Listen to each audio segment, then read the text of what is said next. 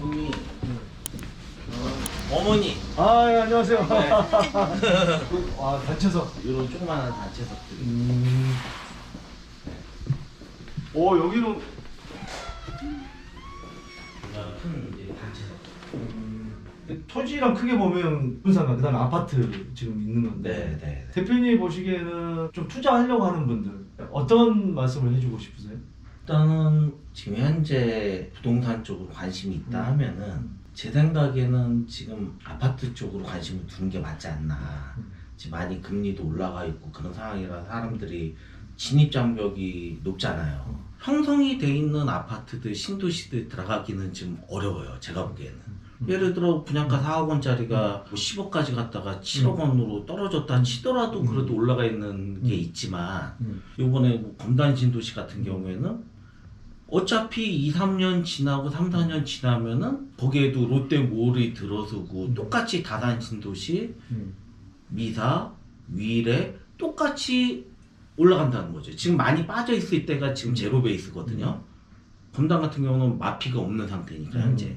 그러면은 지금 뭐 분양가대로 움직일 수 있는 가장 좋은 적기이지 않을까. 또 옥석을 가릴 수 있는 가장 좋은 타이밍. 제가 봤을 때는 뭐 대출도 잘 나올 거고 뭐 4억 원짜리 아파트 사는데 4억 원이 다 필요한 줄로 알고 있는 거예요. 대부분의 사람들은. 아 나는 그거 못해. 돈이 없으니까. 그런 분들하고는 어떻게 얘기를 할 수가 없는 거죠. 왜냐면 각자 그 상황이 다르니까.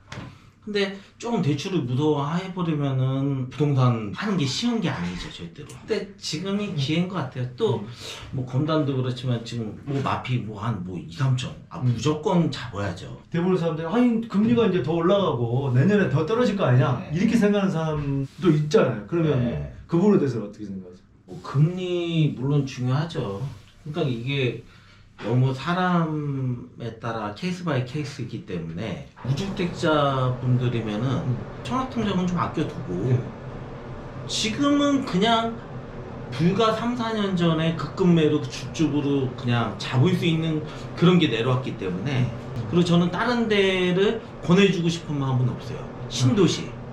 분양가 상한제에 걸려가지고 분양가가 적고 검단 같은 경우에 좀 뭐 한 1, 2년 정도 더 고생을 할 수는 있겠지만 앞으로 향후를 봤을 때는 낫지 않을까. 검단 같은 경우는 10분 거리에 마곡이 있고 여기는 잠실이 바로 10분 거리에 있고 처음에 살 때는 로얄동에 로얄층을 사는 게 정답이다.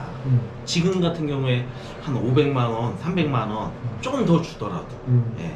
그럼 상가 투자를 조금 소액으로 접근하고 싶은 사람한테는 어떤 말씀을 해주고 싶으세요?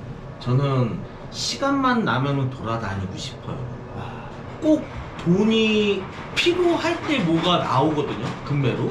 이거를 돌아다니다 보면은 본인도 이 자기가 내놓는 시세를 모르는 거죠. 예를 들어 2억 원짜리인데 그 급하면은 막 뭐 더 저렴하게도 내놓고 근데 이 시세가 적정한지를 집주인들이고 건물주들이 정확히 파악을 못하는 경우들도 되게 많아요.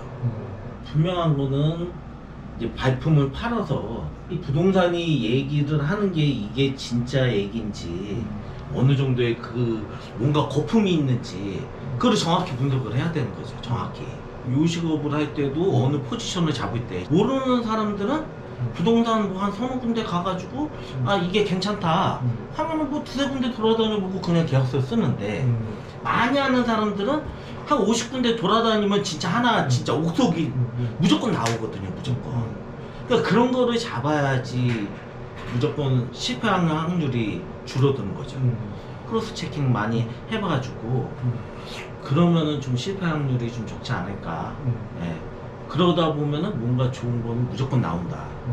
2030 젊은 층들 자본이 많이 없잖아요. 네. 더 이상 오르다가 내가 평생 집 못 사겠다 해가지고 진짜 영끌해서 집 샀던 사람 있잖아요. 이런 분들한테 어떤 얘기를 해주고 싶으세요? 이제 저는 이제 주식 같은 거는 이렇게 추천을 해주는 스타일은 아닌데 이제 지나고 와서 이렇게 보면은 어떤 뭐든지 부동산이 됐든 뭐가 됐든 사이클이 있잖아요. 근데 유망한 그런 주식 같은 거는 사두고 싶어요. 이렇게 모아두고 싶어요. 예를 들어 지금 전기차가 비중이 이제 높아지는 추세잖아요. 저도 이제 제 차 바꾸면 전기차로 살려고 그랬는데 뭐 전기차에 관련된 뭐 2차 전지나 예를 들어 그거를 불과 몇 년 전에도 생각을 하고 있었었는데 네. 많이 올라가 있거든요. 앞으로 더 발전이 있고 그러면은 그런 주식들은 사두고 좀 보유하는 게 맞는 것 같고 뭐 상가로 얘기를 한다 하면은 수요와 공급이 제대로 판단을 해야 된다는 얘기죠. 그러니까 주변 시세를 알아야 되고 공실이 날이 확률이 있는지 없는지 내가 대출을 받고 임대차를 줬을 때 내가 커버를 할 수 있는지 이게 어느 정도 밸런스만 맞다 하면 그 다음에는 시간이 승부의 관건이거든요. 그 시간을 지나면 지날수록 거의 땅 가격이고 건물 가치고 대부분 내 경험으로 봤을 때는 상승이 되더란 얘기죠. 중요한 건 주변의 비교 분석을 정확하게 이게 뭐 그냥 뭐 거저 뭐 결과물이 나오진 않을 것 같아요. 제 생각에는. 대표님이 2030이라고 생각하시고 네. 소액이 있다 그러면 어디에 투자를 하실 것 같아요? 3천만 원 있다 하면은 조금만 더 있다 하면은 네. 그 아파트. 네. 청약이 안 되는 사람이 있잖아요. 네. 그런 사람들은 어떻게 해요? 그러니까 이제 지금 뭐 마피 나온 거나 지금 공략해도 괜찮다. 그쵸. 지금은 이제 청약이 아니니까 네. 이미 이제 입주하고 나서 네네네. 뭐 그런 게 지금 마이너스 P 나오는 거는 지금 네. 아까 얘기했지만 옥종 네. 신도시라든지 본인이 생각하실 때 네. 옥정도 GTX 들어서고 그럼 몇 년 뒤면은 그 뻔히 눈에 보이거든요. 옥종은 이제 7호선 연장이 또 가고 그리고 그 금액 이하로 나는 떨어진다 전혀 상상 안 가거든. 네. 할 수도 없고. 네. 그럼 만약에 그게 이제 더 국가 경제가 이제 무너지는 거죠. 그러면. 옥종 네. 신도시라든지 본인이 네. 생각하실 때 네. 그 이거보다 더 좋은 게 대표님 영상 보고 또 네. 2030이 다 옥정에 가 있는 거 아닌가 보네. 정확하게 진실하네. 밥은 이거 뜨면 되죠. 예.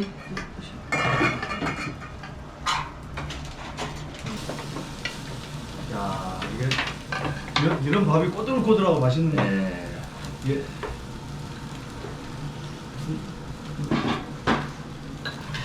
삼성 사장님들이 여기 자주 와요. 삼성이? 네. 삼성전자? 삼성전자도 있고 뭐 삼성도 아. 있고 뭐 삼성 SDI 뭐 이런 거 삼성 있잖아요. 부른 사장님들 오셔요. 맛있게 드세요. 네 감사합니다.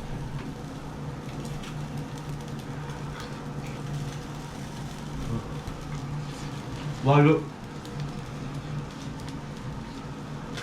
왠지 엄청 지금 스태미너가 그냥 올라오는 거. 형님도 아파트 소개해줘서 네. 그만큼 시세가 뛰니까 네. 자주 유학 보낸 거 아니에요? 그렇죠, 그렇죠. 저 형은 이제 직장 생활 하다 보니까 그냥 자기 그냥 생돈으로 직장 생활해야 뭐 뻔히 나타나잖아요. 그럼 여기서 이렇게 벌었으면 이거는 좀 다시 자식 위해서 그냥 쓰더라도 마음 편안하게 쓸 수 있고 여유가 생겨버린 거죠, 이게. 이 재테크가 중요한 것은 가만히 있는다고 되는 건 아니죠. 네. 요번에 이렇게 금리가 올라가는 거 누구도 생각을 못 했거든요. 내가 요번에도 좀 느꼈던 부분 중에 하나가 어디까지나 예측은 할 수 있지만 그나마 많이 아는 전문가들도 이런 예측은 그렇게 크게 하지 않은 상황입니다.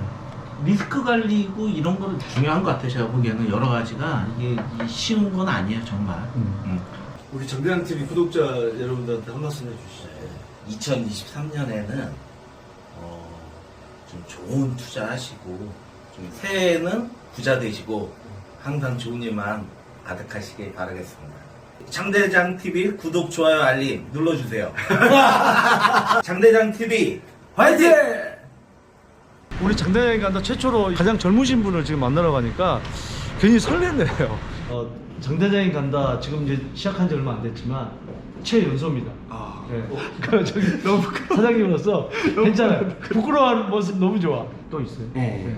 총 몇채? 6개 정도. 6채? 네. 친하시네요. 아유.